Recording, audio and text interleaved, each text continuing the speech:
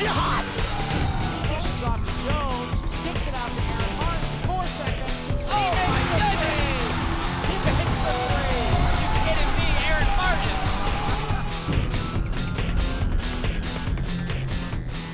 The Wildcats face the Friends University Falcons Saturday afternoon in the quarterfinal round of the tournament. The team started the game strong with an 11-0 run. The Wildcats showed their dominance by never allowing the Falcons to take the lead. Jordan Widener showed his leadership by taking control, putting up 35 points and 12 assists. Both of the McHugh brothers created problems for the Falcons and finished in double figures. Nelson driving, stopping, almost fell down. Here's a steal by Bob Peters. They got a man wide open. Widener, back to Peters. Slam dunk! Slam dunk!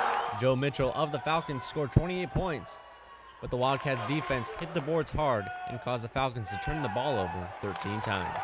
The bench once again did not disappoint and scored 25 points. Bob Peters has shown improvement in each game. He was perfect from the field against the Falcons and created pressure offensively by driving strong to the basket. He finished the game with 18 points and 2 assists. The Wildcats defeated the Falcons 95-79 and will play Monday in the semifinal round against Southeastern University at 7 p.m. For Wildcat Central, I'm Zach Allen.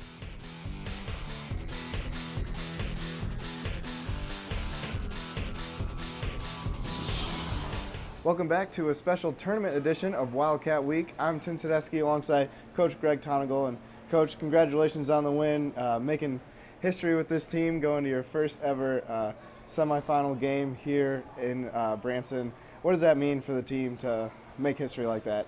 You know, it was a fun locker room. Just proud of these guys, especially our seniors. I mean, for them to go out and have an opportunity to play for national championship and get to the Final Four, and just everybody in that locker room. It was a special moment. It was something I think we'll all remember. Yeah, we're going to take a look at some highlights here. You guys came out with a ton of energy, and it really got you going to a great start, and it continued throughout the game. Were the guys, did you expect that from the guys today?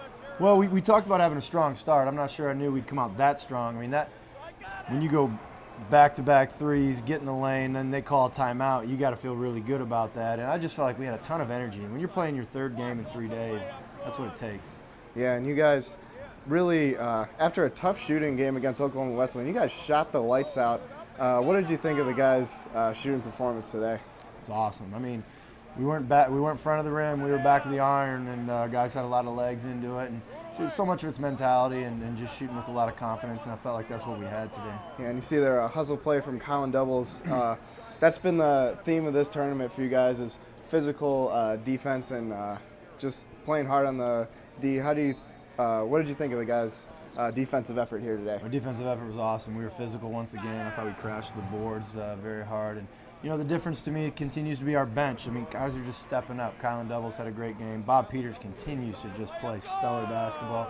Nate Bubash is continuing to do his thing. I mean, you're talking 3 freshmen who are making a big impact at this national tournament. Yeah, for sure. And you see, the Eagles really didn't go away. You guys got off to that early lead, so they were playing catch-up the whole game, but the Eagles were playing good defense today, and you guys had to battle the whole way through. Yeah, I mean, they fought and they fought. We took that huge lead, and then they went on a 20-7 run, I believe, to cut it within 2, and our guys never second-guessed, then went on another run to get up 8 right before half, and the way our guys battled mentally was pretty awesome today. Yeah, and in that first half, of course we're biased here, but it seemed like a lot of calls were going the other way. RJ got into foul trouble. What did you think of the guys' response to that adversity? Yeah, I thought they did a great job. I mean, like I said, RJ had 2 charges that were tough calls, and they went against him. And, you know, my fear was that, you know, with him on the bench, we would struggle scoring the ball. But then you had Jordan playing so well offensively. You had Bob Peters making shots. But Bob Peters was 6 for 6. And anytime you can get that off a bench guy, especially a freshman, you're going to put your team in good position. Yeah, for sure. You saw Joe Mitchell there. He, the leading scorer in all of Division II. He had a big day, but you guys were still able to contain the rest of the Falcons on the defensive side of the floor. Yeah, that kid's an impressive player. You know, one of the greatest talents we've seen this year, if not, you know, the best. And, definitely a prolific scorer. I thought Zach Vandewater did a great job, and he's kind of been the unheralded guy for this team in this tournament. He's had to guard 3 elite guards every game. It's a better guard, and you know, he might even see a better one Monday night. And he always takes on the challenge. He does his job quietly. And the whole team benefits because he's really locked in defensively. Yeah, for sure. So you guys went into the locker room with that lead, and you guys had to be feeling good. What did you tell the guys in the locker room during halftime? Well, we talked about, we came out with an aggressive mindset in terms of shooting the basketball, and that's going to have to continue, especially as your legs get tired. You got to get over the front of the rim. And defensively, we just made some minor adjustments because we knew that, great guard like he is, he was going to figure out how we were guarding him on ball screens, and he would change, so we were going to need to change.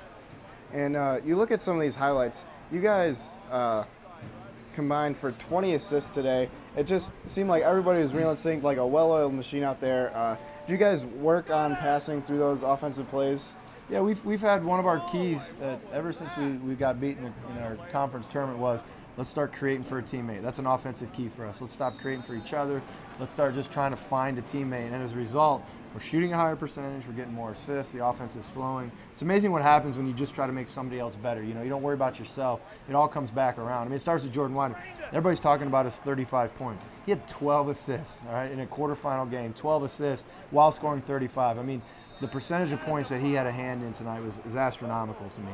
Yeah, that's amazing. You see Jordan there. And the best thing I loved seeing Jordan today is that he seemed more excited when he was getting those assists and when other guys were scoring for you. That's exactly, and that's the type of kid he is, man. He loves to win, number one, but he loves to make people better. And everybody feeds off him. I mean, you look at a kid like RJ Mahern. He transfers down to our place, and it's never been about his production or his points.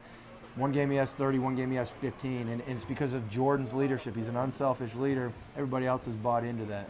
Yeah, for sure. And it just it was smooth sailing for you guys in the second half.